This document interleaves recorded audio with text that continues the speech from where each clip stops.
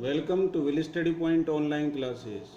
Student, यदि आप मेरे वीडियोस देख रहे हैं तो प्लीज़ लाइक करिए, शेयर करिए, सब्सक्राइब करिए और don't forget to press the bell icon for more updates. Student, आज हम स्टार्ट कर रहे हैं इंग्लिश का जो टॉपिक है ग्रामर का, वो है एक्टिव एंड पैसिव वॉइस। इसको करने से पहले इसका जो बेसिक्स है वो समझते हैं कि वॉइस जो होता है वो क्या होता है। Student, the property of verb which shows whether the subject is doing or receiving the action is called voice.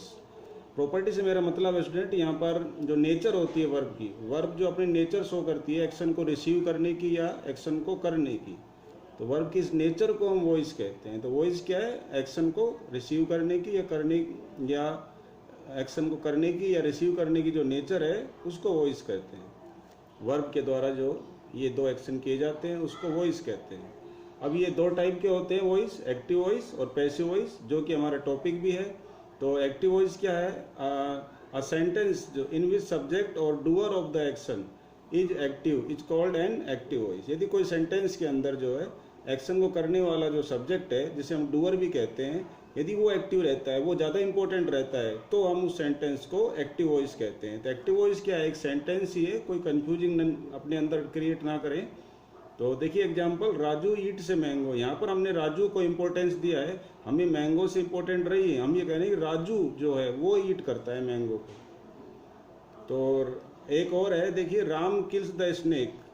हमें यहाँ पर जो है राम को हमने यहाँ पर ज़्यादा स्ट्रेस दिया है। हम ये कह रहे हैं राम जो है स्नेक को मारता है। और लोग भी मारते हैं, लेकिन हम यहाँ किस पर जो है स्ट्रेस दे रहे हैं? राम पर। तो जब हम क्या करते हैं, सब्जेक्ट को, जो कि यहाँ राम है, यहाँ राजू है, उसको एक्टिव कर देते हैं, उसको इम्पोर्टेंट कर देते हैं। तो उसके लिए हम जिस वॉइस का यूज़ करते हैं, जिस सेंटेंस का यूज़ कर रहे हैं, उसको हम एक्टिव वॉइस कहेंगे। हियर सब्जेक्ट राजू इज क्या है? एक्टिव या मोर इम्पोर्टेंट है देन किससे? ऑब्जेक्ट से। आगे बात करते हैं passive voice. A sentence in which the subject is passive. Passive मतलब जो ज़्यादा इंपॉर्टेंट नहीं हो, जिस सेंटेंस में सब्जेक्ट का इंपॉर्टेंस नहीं हो, ऑब्जेक्ट को इंपॉर्टेंस दिया गया हो, ऑब्जेक्ट पर स्ट्रेस किया गया हो, है ना, उसको हम पैसिव वॉइस कहते हैं, but the object is active. देखिए example, a mango is eaten by Raju. हम यहाँ पर जो है राजू को हमने ब्रैकेट में इसलिए लिखा है क्योंकि राजू को हम यहाँ इंपॉर्टेंस नहीं दे रहे, हम इंपॉर्टेंस दे रहे हैं मैंगो को, कि मैंगो जो है इटन किया जाता है। और भी एग्जांपल हम ले सकते हैं स्टूडेंट। अक्सर क्या होता है कि किसी के बैग में से कोई पेन वगैरह मिसिंग होता है, तो हम टीचर को बोलते हैं कि my pen has been stolen. अब आप ये तो बताते नहीं है कि by someone or by this one or by this girl, this boy. तो there you putting importance on the pen. Student, my pen has been stolen, by आप नहीं बोलते हैं वहाँ पर। तो जब हम जो है स्ट्रेस देते हैं ऑब्जेक्ट पर, ठीक है, या सब्जेक्ट को कह सकते हैं कि पैसिव कर देते हैं, ऑब्जेक्ट पर ही इंपॉर्टेंस डालते हैं, उस पर ही स्ट्रेस डालते हैं, तो इस तरह के जो सेंटेंस को हम पैसिव वॉइस कहते हैं। तो ये तो हुआ स्टूडेंट बेसिक। अब बात करते हैं रूल्स चेंज करने के, एक्टिव से पैसिव वॉइस में चेंज करने के जो रूल्स हैं वो क्या हैं, वो हम देखेंगे अब। तो देखिए, पहला जो मेरे पास है रूल नंबर 1। आप इन सभी रूल्स को बड़े ध्यान से अंडरस्टैंड करेंगे, आपको ये लर्न होने चाहिए टंग पर, तभी आप कोई भी एक्टिव आपको वॉइस दिया होगा तो उसका पैसिव बना पाएंगे। तो हमारा रूल नंबर 1 है, we interchange the subject and object according to the following table. जो सबसे इजी रूल है, पहले लोअर क्लास में पढ़ चुके हैं आप। He writes a letter. तो यहाँ पर आप देखेंगे स्टूडेंट, जो मैंने लिखा है a letter is written by him, तो यहाँ पर मैंने ऑब्जेक्ट को सब्जेक्ट बना दिया है, सब्जेक्ट को ऑब्जेक्ट बना दिया। ये मेरा पहला रूल है कि सब्जेक्ट ऑब्जेक्ट को इंटरचेंज कर देते हैं। ये क्रॉस वाला सिस्टम आपको यूज करना है, सब्जेक्ट और ऑब्जेक्ट को इंटरचेंज कर देंगे। ये देखिए, ये मैंने यहाँ पर क्रॉस बना दिया है।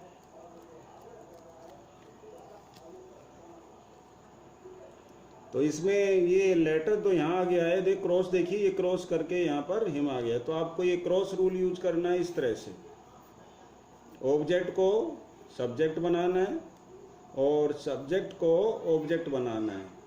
नंबर 2, जो यहाँ पर वर्ब है उसको आपको चेंज करना है टेबल के अकॉर्डिंग। वो रूल आपका नंबर 2 आएगा, वो भी आपको दिखाएंगे। पहले सब्जेक्ट को ऑब्जेक्ट, ऑब्जेक्ट को सब्जेक्ट बनाना है। उसके लिए कौन सी टेबल है, वो ये है, आपको याद करनी है।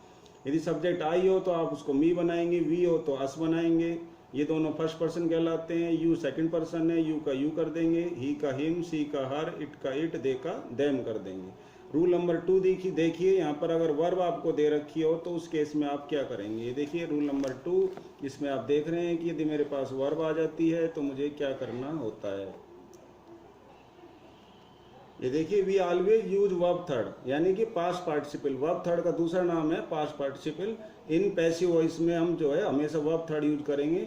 और रूल नंबर जो 3 है वो है हेल्पिंग वर्ब जो होती है, जो मैं आपको बता रहा था अभी ऊपर। हेल्पिंग वर्ब जो होती है वो चेंज होती है according to the given table. इस जो मैं अभी आपको टेबल दिखा रहा हूँ उस टेबल के अकॉर्डिंग आपको हेल्पिंग वर्ब चेंज करनी है। ये देखिए स्टूडेंट, यदि एक्टिव वॉइस में आपको वर्ब फर्स्ट लिखी मिल जाए, यानी कि डज लिखा मिल जाए, डू लिखा मिल जाए, तो ये डज सिंगुलर के लिए आता है, डज डू प्लूरल के लिए आता है, लेकिन है दोनों ही सिंगुलर वर्ब हैं। तो फर्स्ट वर्ब आ जाए, जैसे लुक होता है ना, गो होता है, ये मेन वर्ब है। हेल्पिंग वर्ब भी आ जाए, उनका फर्स्ट फॉर्म आ जाए, तो आपको पैसिव वॉइस में इज, एम, आर इन तीनों में से किसी एक को लेना है। किसके अकॉर्डिंग आपको देखना है कि सिंगुलर है या प्लूरल है, उसके अकॉर्डिंग लेना है। ऑब्जेक्ट को सिंगुलर प्लूरल देख करके, और वर्ब हमेशा थर्ड आएगी, जो हमने आपको रूल नंबर 2 में बताया है। और दूसरा जो है ये आपको टेबल पूरे अच्छे से लर्न करनी है। आप ये टेबल लर्न कर लेंगे, समझ लीजिए आप से जो है अराउंड 70% एक्टिव पैसिव बनाना सीख गए हैं। तो देखिए वर्ब सेकंड आ जाए, यानी कि हेल्पिंग वर्ब की सेकंड फॉर्म आ जाए, या वर्ब सेकंड आ जाए, मेन वर्ब की सेकंड फॉर्म या हेल्पिंग वर्ब की सेकंड फॉर्म आ जाए, तो आपको वाज वर्ब थर्ड करना है। इसी तरह से ये दोनों स्टूडेंट देखिए गौर से, ये मैंने प्रेजेंट सिंपल टेंस लिया है, ये पास्ट सिंपल टेंस लिया है। हम आपको फ्यूचर सिंपल टेंस भी दिखा देते हैं। ये देखिए फ्यूचर सिंपल टेंस है मेरे पास, ये वाला विल और शैल और कैन और कुड, ये आपके पास आ जाते हैं। Would, may, might, should, must और वर्ब फर्स्ट आ जाती है। तो आपको ये एक्स्ट्रा वर्ड लगाना पड़ता है, वो होता है बी, बाकी एडजेक्टिव, यानी कि विल फर्स्ट आ जाए तो आप करेंगे विल बी वर्ब फर्स्ट। ये देखिए आपको यहाँ पर मैंने दिखा रखा है, विल और बी और वर्ब ये आपका थर्ड कर देंगे, फर्स्ट का थर्ड, क्योंकि वर्ब थर्ड तो फिक्स है, वो तो आएगी ही। तो आपको ये करना है, ध्यान रखना है, ये इसका इस तरह से ये दे रखा है। और वापस सही चलते हैं, तो ये प्रेजेंट सिंपल टेंस दोनों, प्रेजेंट सिंपल, पास्ट सिंपल, ये हो गया फ्यूचर सिंपल। अब बात करते हैं कंटिन्यूस टेंस। यदि अगर प्रेजेंट कंटिन्यूस आ जाए, पास्ट कंटिन्यूस आ जाए, मेरा मतलब है is, am, are, verb, ING आ जाए, आप तो ऐसे याद करना है, टेंस के नाम के चक्कर में पढ़ने से कंफ्यूज होता है। आप ऐसे याद करिए, is, am, are, verb, ING आ जाए तो हमको इज, एम, आर में से कोई एक लगाना है वापिस, और बीइंग एक्स्ट्रा वर्ड लगेगा, वर्ब थर्ड लगेगी। ऐसे ही वाजवार आईएनजी आ जाए तो वाजवार और बीइंग और वर्ब थर्ड लगेगा।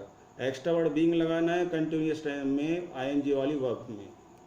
उसके बाद बात करते हैं, ये देखिए ये मैंने परफेक्ट टेंस की स्ट्रक्चर लिखी है। हैज है वर्ब थर्ड आ जाए, हैज है या वर्ब थर्ड, या हैड वर्ब थर्ड आ जाए, तो दोनों ही केस में आपको क्या करना है, एक्स्ट्रा वर्ड बीन लगाना है। हैज आ जाए तो हैज बीन, और आपका हैड आ जाए तो हैड बीन और वर्ब थर्ड। और ये देखिए आपके पास जो है will shall have verb third आ जाए तो will shall have been verb third कर देंगे, हो गया। और ये आप फ्यूचर परफेक्ट टेंस है, तो तीनों परफेक्ट हो चुके हैं। तो स्टूडेंट 8 टेंसेज होती हैं जिनके पैसिव वॉइस बनते हैं, 3 परफेक्ट, 2 कंटिन्यूस, 5 और 3 जो है आपके सिंपल। 8 टेंस हैं। बात करते हैं रूल नंबर 9 की। यदि इज, एम, आर के साथ, वाज वर्ब के साथ, हेल्पिंग वर्ब के साथ टू आ जाती है और वर्ब फर्स्ट आ जाती है, तो आप टू को टू भी बना देंगे, बाकी सब एज इट इज रहेगा। देखिए is, am, are, was verb, as it is, इनमें से कोई एक लेंगे, इनमें से कोई एक है, टू का टू भी बन जाएगा, और वर्ब जो है आपको पता है मैंने कह रखा है थर्ड फॉर्म आएगी, ठीक है। और ओट आ जाए, हैव आ जाए, हैज, हैड टू आ जाए, ओट टू आ जाए, हैज टू आ जाए, वर्ब फर्स्ट आ जाए, तो आपको क्या करना है, ओट, हैज टू भी वर्ब थर्ड करना है।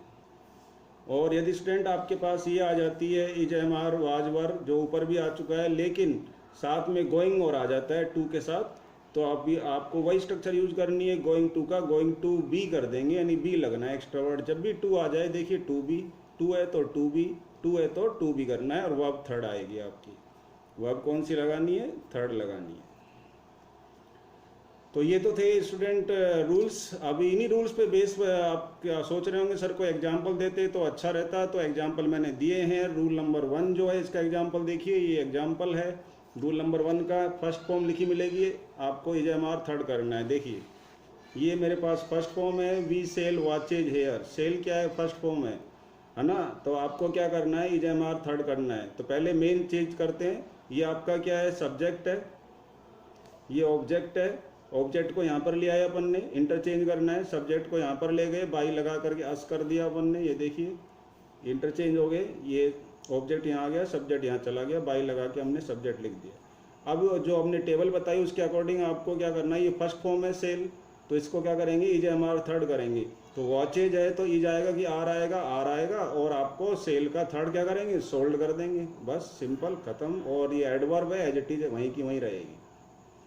दूसरा रूल था हमारे पास, वर्ब अगर सेकंड लिखी मिल जाए तो हम करते हैं वाज वर वर्ब थर्ड। तो आप देखते हैं कि वर्ब सेकंड आती है तो क्या होता है, तो ये देखिए दे वोन द मैच यस्टरडे, ये सेकंड फॉर्म मुझे लिखी मिल गई है। अब मैं इसका वाज वर वर्ब थर्ड करूंगा। पहले तो मैंने मैच को आगे लिया है, ये देखिए क्रॉस रूल यूज किया है, दे को मैंने बाई देम कर दिया है, ठीक है। और जो वन है सेकंड फॉर्म है, हमें करना है वाज वर थर्ड, तो ये देखिए वॉज लगा दिया मैंने, क्योंकि मैच सिंगुलर है और वन का थर्ड फॉर्म भी वन होता है। स्टूडेंट कैसे पता लगा ये सेकंड फॉर्म है, इसके साथ हेल्पिंग वर्ब नहीं हो तो इसको सेकंड फॉर्म मानेंगे, क्योंकि थर्ड भी यही होती है, और यदि इसके साथ है जब लिखा हो तो इसको थर्ड मानेंगे। ऐसे ही आप जो है सभी जो है एग्जाम्पल्स को आप एक एक करके देखेंगे, ऊपर रूल से इसको मैच करते हुए प्रैक्टिस करेंगे, देखते जाएंगे सब के सब, आपको ये अच्छे से क्लियर हो जाएगा।